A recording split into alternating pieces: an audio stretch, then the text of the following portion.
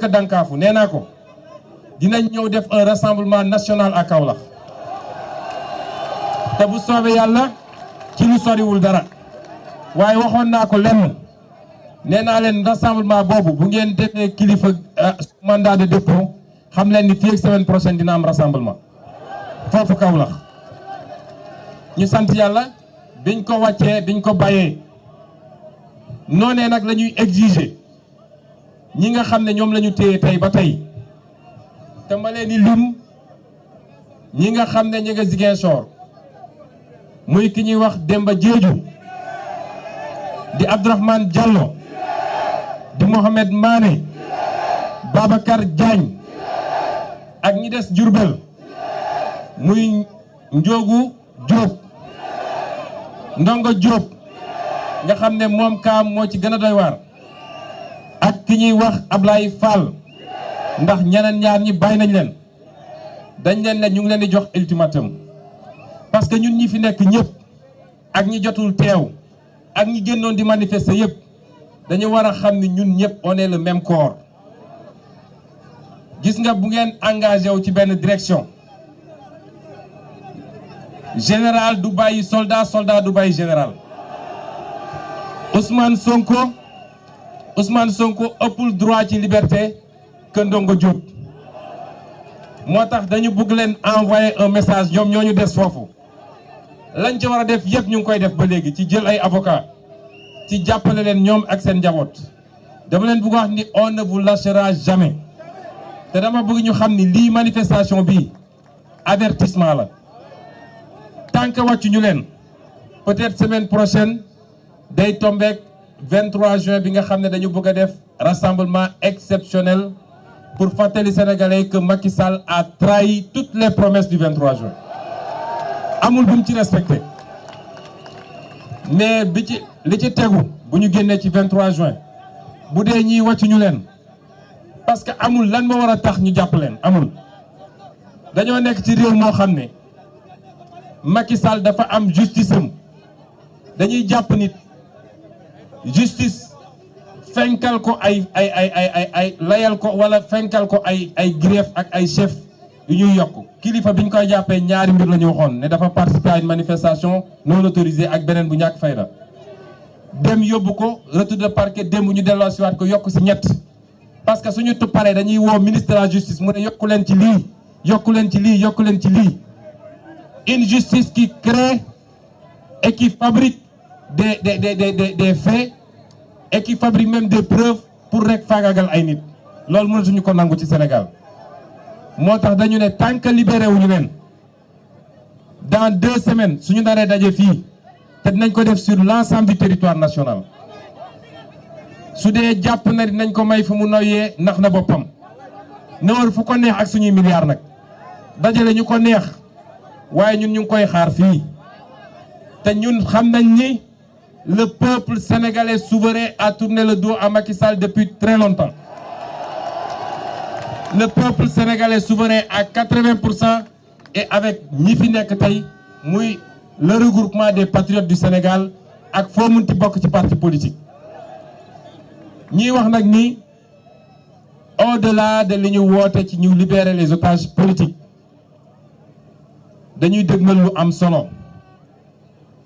ay intervenant wax nañ ko fii kii ñu ko seqal yaakaarul lu dul ci wuruj ay élection te jàpp na ni élection locale yi mooy anticiper 2024 buñ ko seetaanee ba mu mbuxum élection yi le lendemain lay génn taxaw am sañ-sañ ne moom dina briguer beneen mandat en 2024 la jeunesse a les cartes en main na ñëpp dem inscrire ci carte ci liste électorale yi ñi ngi joxe ay date dama bëgg wax ni date yooyu mënul ne parce que balaa ñuy ubbi inscription bi il faut ñu pare dialogue politique bi valider les points de consensus convoquer l'Assemblée nationale en session en procédure d'urgence mu voter le nouveau code électoral ñu doog a mën a dem ci loolu te loolu mënul nekk fii ak mois d'août leer na ma ni ñoom ñooy def ay sondage pour xool nit ñi fan lañ ci toll waaye quartier par quartier laa bëgg quartier par quartier maison par maison sax laa koy commencer maison par maison quartier par quartier, commune par commune, ville par ville, région par région, yéen la jeunesse. Le fichier actuellement, gën saa bëri defe naa eggul 7 millions. Les primo-inscrits de ce pays, ñoom ñëpp suñu génnee voté wu massivement, inscrire massivement, ak ñi ñu bindoon ni ne peut pas voter, ñu dem rectifier, fichier bi dina dépasser 10 millions d'électeurs. te ñiy bindu ñëpp nag à 90% ñu wàcc Macky Sall ak ñi mu àndal.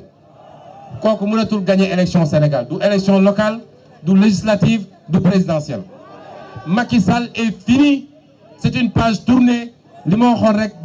dañuy masaxa rek gunge ko ba 2024. lan mooy doon nag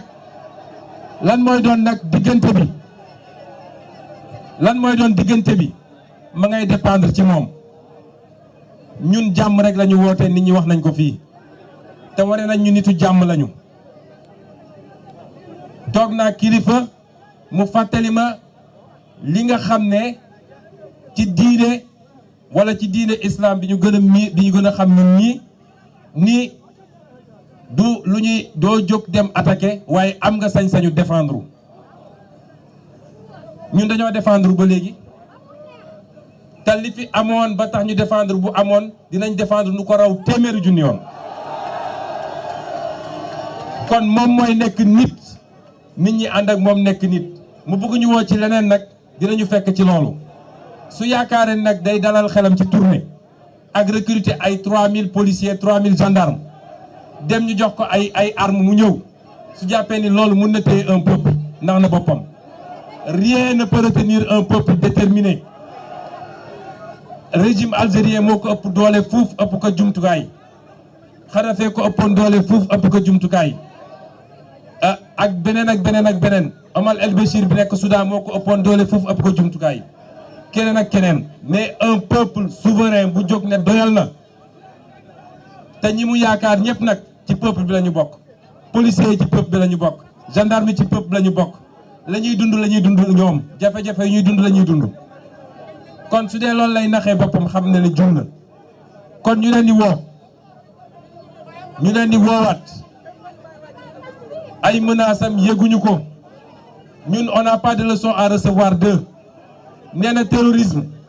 waaye le seul terroriste mooy ki ak ku dem recruter ay nervi ñu dem di tirer ci ay xale bare ci 13 kooku mooy terroriste. nee na des gens qui sont soutenus par l'étranger ñëpp xam nañ ni le seul boo xam ne préfet étranger la nga xam ne lu am day daw dem jëli ndigal taal avion def ci suñu kérosène jël ndigal ñëw yéen xam ngeen mooy kan. léegi nag nee na respect des institutions waaye ñun fii la ñu newoon bi muy taxaw naan on va déloger Ablaye Wade ñun waxaguñu loolu. kooku su ñëwee ne moom daf ñuy jox ay conseils est-ce que loolu yelloo na ci moom. léegi nag bi ko desee mooy nee na comme dafa jël xaalis wasaare ci lu bëri ci ay organes de presse heureusement qu'il y a encore des organes indépendants et dignes mu dem wasaare ko ne leen seen mission mooy saa yu ngeen xëyee wax leen lu bon ci Ousmane Sonko waaye plus ñuy wax plus Ousmane Sonko di am bay na ci Sénégal.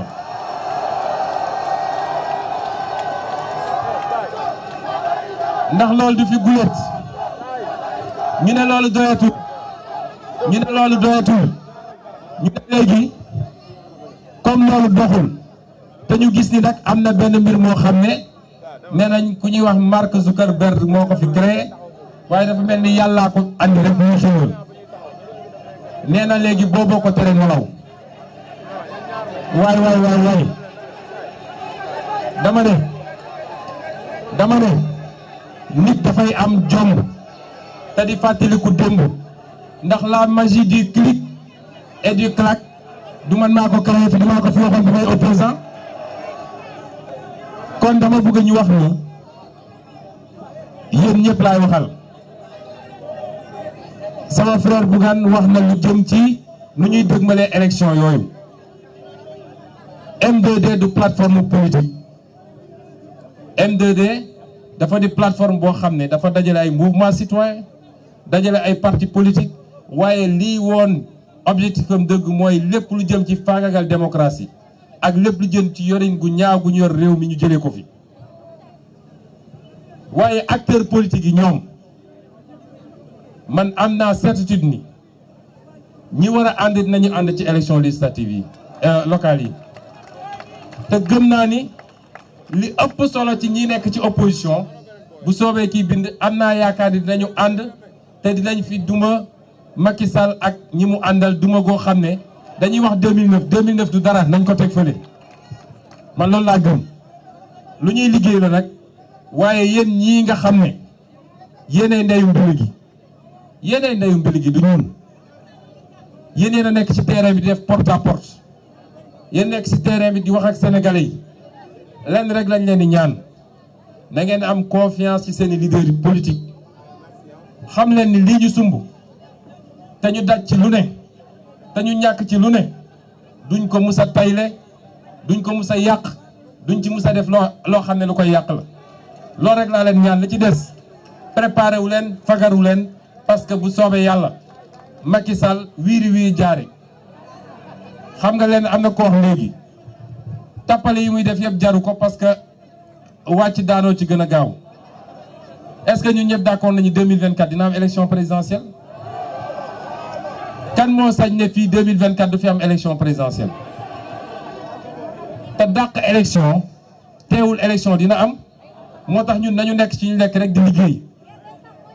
nañu dànk fanaanal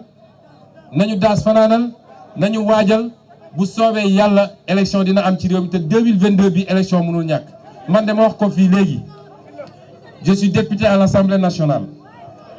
j'ai été élu au mois de juillet 2017 au mois de juillet 2022 ma delloo leen seen caabi oto delloo leen seen carte je ne serai plus député dans ce pays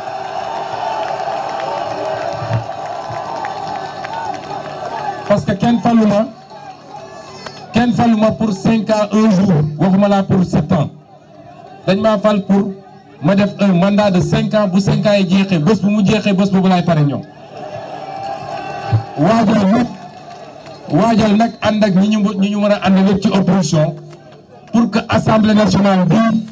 nga xam ne mooy li gën a tilim di gën a salte li ñu mës a xam tey ci assemblée nationale pour que ñu raser ko daal fi andi assemblée nationale boo xam ne avec une majorité forte de l'opposition mu préparer le départ de Macky Sall en 2024. lii mooy agenda bi nañu jublu ci loolu te bu ñu nangu ko ñu divertir waaye dama leen bëgg wax nii waajal leen seen bopp ci li ngeen mën bu dee Macky Sall jàmm la bëgg dina ko am bu dee safaan ba la bëgg dina ko fi fekk parce que moomuñu te ëpp ñu doole maa ngi leen di gërëm di leen sant. voilà mu nekkoon ki nga xam te ni moo nekk Ousmane Sonko di njiital Pastef nekkoon rek di def li nga xam te ni moom moo nekk discours